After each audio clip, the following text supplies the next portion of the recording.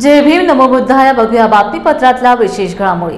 अखिल भारतीय शिवराज्याभिषेक महोत्सव समिती दीर्घराज रायगड मार्फत सालाबादाप्रमाणे यावर्षीही किल्ले रायगडावर भव्य दिव्य 351वा शिवराज्याभिषेक दिन सोहळा 6 जून रोजी साजरा करण्यात येणार आहे, अशी माहिती हायकर्स ग्रुपच्या वतीने देण्यात आली. भारताच्या इतिहासात शिवरायांच्या राज्याभिषेक सोहळ्यास ऐतिहासिक दृष्टीने महत्त्व आहे. 13 वर्षांपासून कोल्हापूर हायकर्स हे सह्याद्रीतल्या विविध गडकोटांवरून तसंच हिमालयातील हिमशिखर, पवित्र नदी इथून हे जलसंकलन करत असतं आणि हे जल आम्ही इथून 5 तारखेला रायगडावरती जात असतो आणि मग ह्या आम्ही आणलेल्या जलाने छत्रपती संभाजीराजे 6 जूनला रायगडावरती राज्याभिषेक करत असतात.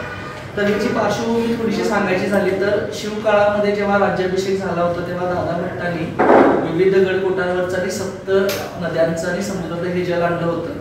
तर त्याच पार्श्वभूमीवर आम्ही संभाजीराजांना ही संकल्पना 13 वर्षापूर्वी आम्ही सांगितली आणि अशा पद्धतीचं जल कोल्हापूर हायकर्स हे शिव कार्य समजून आणि आपली जबाबदारी समजून इच्छेने स्वखर्चाने ही मोहीम आम्ही गेले 13 वर्षे करत असतो. त्याच्यासाठी कुठलीही स्पॉन्सरशिप किंवा काही आम्ही घेत नाही.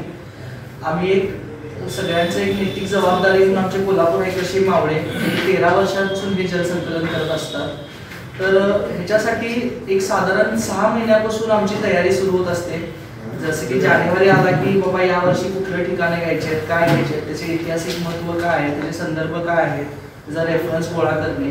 त्यानंतर टीम आपली कोण जाणार आहेत काय ते टीम सिलेक्शन होतं आणि मग एक टीम आपली सह्याद्रीतील गडकोटांवरती किंवा जी काही थीम ठरेल त्याच्यावरनं हे जलसंकलनासाठी जात असते. मग दुसरी टीम हिमालयामध्ये. मग तुम्ही बघितला तर जाईल अगदी म्हणजे 3-4 महिने मुलं ह्याच्यामध्ये आमची टीम सातत्याने काम करत असते. मग त्याच्यामध्ये वळवाचा पाऊस असेल, ऊन वारा असेल, बऱ्याचशा गोष्टींच्या आव्हानाला सामोरे जाऊन ह्या टीमला काम करायला लागत असते. मग ते हिमालयातील अगदी म्हणजे मायनस आता परवा आम्ही जे यावर्षी जे हिमालयातलं जल आहे ते काली नदीचं जल आणलेलं आपण. काली नदी हे उत्तराखंड मधील पिथौरागड जिल्ह्यातील 12,000 फुटावरती नदी वाहते. ह्या नदीचं वैशिष्ट्य असं आहे की असं म्हटलं जातं की ह्या नदीचा प्रभाव 6 महिने नेपाळच्या दिशेने अधिक असतो, 6 महिने भारताच्या दिशेने.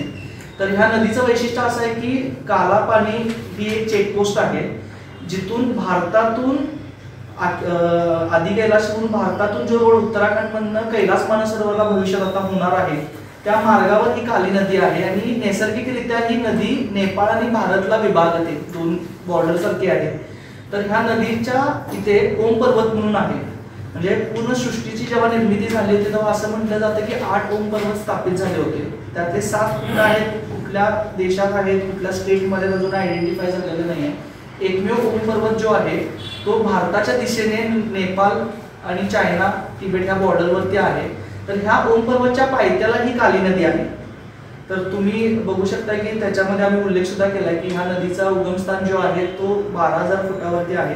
आणि सगळ्यात महत्त्वाचं म्हणजे ह्या इथे जी चेकपोस्ट आपल्या भारताची आहे, वीर मराठा बटालियन तिथं सातत्याने आपल्या सीमेवर रक्षण करत असते. म्हणजे अशा हिमालयातल्या महत्त्वपूर्ण ठिकाणावरचं पण जल या वर्षीच्या राज्याभिषेकाला आहे.